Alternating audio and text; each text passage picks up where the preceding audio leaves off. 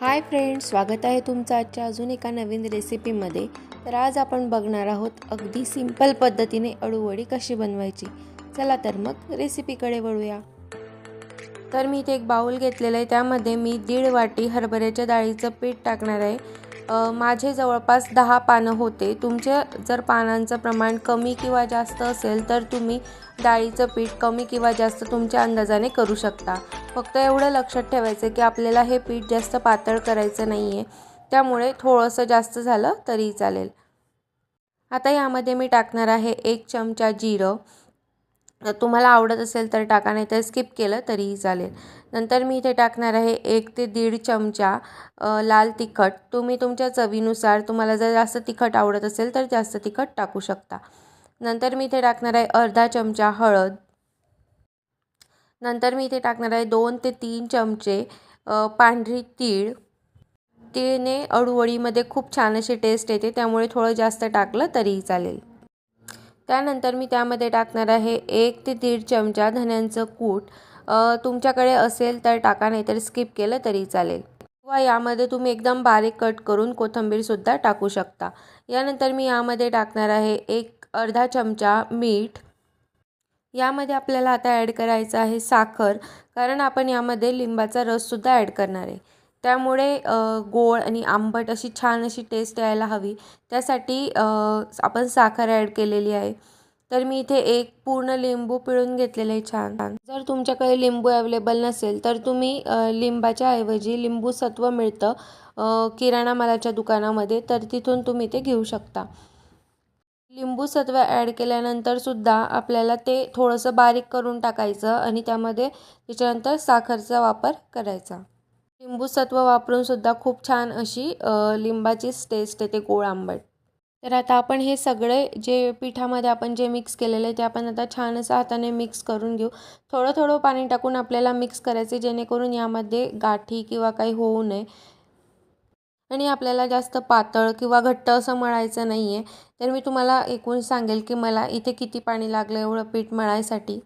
तर आता अशा प्रकारे थोडं थोडं पाणी टाकत टाकत थोडं मी छान असं मळून घेते। यामुळे काय होतं की ज्या पिठामध्ये गाठा किंवा आपण एकदम पाणी टाकलं आणि एकदम मिक्स करायला गेलो तर असे बारीक बारीक पिठाचे हे त्या गाठी होण्याची शक्यता असते। त्यामुळे कधी पण तुम्ही कुठलंही पीठ असं मळत असताना थोडं थोडं पाणी टाकून जर मळलं तर गाठी वगैरे काही होत नाही। आणि आपल्याला थोडंसं जास्त मिक्स करावं लागेल, कारण यामध्ये आपण थोडी जास्त साखरसुद्धा टाकलेली आहे, त्यामुळे ती पूर्ण अशी विरघळली पाहिजे। त्यामुळे थोडंसं असं जोरामध्ये आपल्याला हे छान असं मळून घ्यायचं आहे। तर आता मी हे पूर्ण पीठ मळून घेते आणि तुम्हाला किती पाणी लागलं हे सुद्धा सांगते आणि कन्सिस्टन्सी कशी पाहिजे ते सुद्धा सांगते।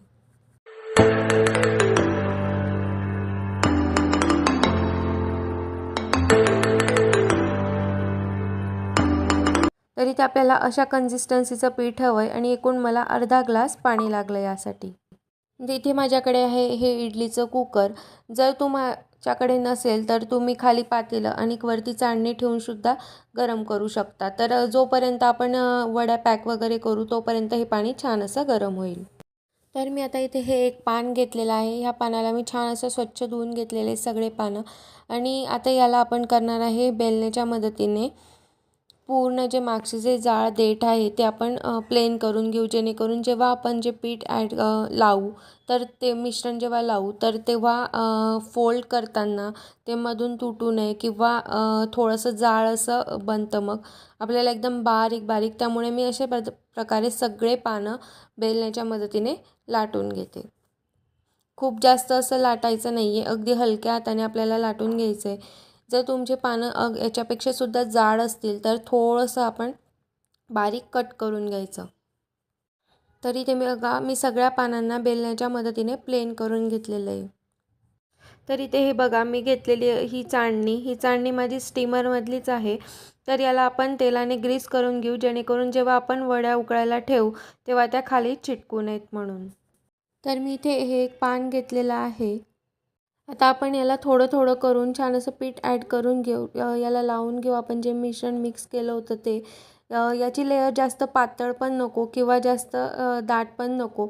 जर इथे आपण हेच जर पीठ आपण थोडंसं पातळ केलं असतं किंवा पातळ झालं असतं तर ते म्हणजे पानाला छान असं चिपकत नाही आणि ते खूप असं पातळ पातळ आणि रोल पण प्रॉपर बनत नाही. त्यामुळे पिठाची कन्सिस्टन्सी जी आहे ही अशीच ठेवायची, जेणेकरून आपल्याला पीठ ते लावताना सुद्धा व्यवस्थित लावलं गेलं पाहिजे आणि जेव्हा आपण रोल करू तेव्हा ते बाहेर यायला नको. तर हे बघा, इथे मी पूर्ण प्रॉपर असं पानाला छान असं पूर्ण पीठ लावून घेतलेलं आहे. आता आपण याचा रोल करू. हे रोल करताना जर मागून बेलण्याच्या मदतीने जर केलं नसतं तर त्याचा रोल छान असा आला नसता, मधूनच ते कापलं गेलं असतं ॲटोमॅटिकली. त्यासाठी पान एकदम प्लेन छान करून घ्यायचं, म्हणजे आपला रोल तुटत नाही, काहीच नाही होत.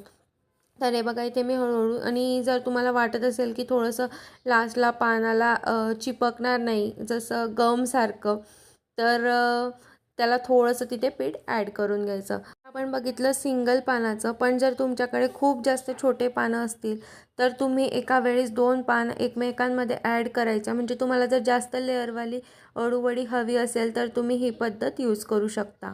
तर मी आता इथे बघा एका खालच्या पानाला लावून घेतलं आणि त्याचंच तसंच उलटं पान ठेवून त्यावर सुद्धा दुसऱ्या पानावर सुद्धा आपल्याला हे परत पीठ ॲड करून घ्यायचं आहे. आणि ॲड केल्यानंतर आपल्याला तसंच सेम रोल करून घ्यायचं आहे. इथे हे बघा, मी अशा प्रकारे सगळ्या पानांचे रोल करून घेतलेले आहेत आणि चाळणीमध्ये आपल्या ठेवून दिलेले आहेत. आता हे आपण कुकरमध्ये ठेवू. जोपर्यंत बघा आपण पानांचे रोल केले तोपर्यंत बघा आपलं पाणी छान असं उकळलेलं आहे. तर आता आपण ही जी चाळणी आहे तर ती चाळणी ह्या इडलीच्या कुकरमध्ये आपण ठेवून देऊ. हे ठेवल्यानंतर याला झाकून हाय फ्लेमवरती 15 मिनटं आपल्याला न उघडता राहू द्यायचे. तर आता इथे 15 मिनटं झालेले आहे. आता मी गॅस बंद केला आणि हे मी चाळणी बाहेर काढून घेते. तर बाहेर काढल्यानंतर थोडं 5 ते 10 मिनटं आपण याला छान थंड होऊ द्यायचं आणि मग नंतर अशा प्रकारे तुम्हाला ज्या आकारात आवडेल त्या आकारामध्ये तुम्ही या वड्या कट करून घ्यायच्या. तर आता इथे मी अर्ध्या वड्या कट करून घेतल्या आणि नॉनस्टिकच्या तव्याला आपण थोडंसं तेल लावून घेतलेलं आहे आणि त्यामध्ये ह्या वड्या आपण ठेवणार आहेत. तुम्हाला जर आवडत असेल तर ह्या तुम्ही डीप फ्रायसुद्धा करू शकता, पण डीप फ्राय केल्याने या खूप जास्त अशा ऑइली होतात, त्यामध्ये खूप ऑइल जातं. त्यामुळे शॅलो फ्राय जर केल्या तर ते क्रिस्पी पण छान होतात आणि तेल पण कमी असतं. त्यामुळे तुम्हाला जर तुमच्या चॉईसनुसार तुम्ही करू शकता. मी यांना फक्त शॅलो फ्राय केल्यात. तर आता इथे आपल्या वड्या एका साईडने झालेल्या आहेत. तर मी आता यांना थोडंसं हलवून घेते आणि आपण यांना आता टर्न करून दुसऱ्या साईडने सुद्धा छान असं क्रिस्पी होऊ देऊ, जेणेकरून दोघी साईडने छान असं क्रिस्पीनेस येईल. तुम्हाला जर वाटत असेल तर तुम्ही चारही साईडने सुद्धा फ्राय करू शकता, पण 2 साईडसुद्धा सफिशियंट आहे, कारण 2 साईडने सुद्धा फ्राय केल्यानंतर खूप छान असं कुरकुरीत होते. तर इथे आपल्या दोघी साईडने छान वड्या अशा क्रिस्पी झालेल्या आहेत आणि खूप छान अशा फ्राय झालेल्या आहेत. तर आपण आता यांना एका प्लेटमध्ये काढून घेऊ आणि छान असं सर्व करू. तर तुम्हाला अळूवडीची रेसिपी कशी वाटली हे कमेंट करून सांगायला विसरू नका. आणि व्हिडिओ आवडला असेल तर लाईक करा, शेअर करा आणि कमेंट नक्की करा. आणि चॅनलवर नवीन असाल तर सबस्क्राईब करा. भेटूया अशाच एका नवीन रेसिपीसोबत. तोपर्यंत बाय बाय.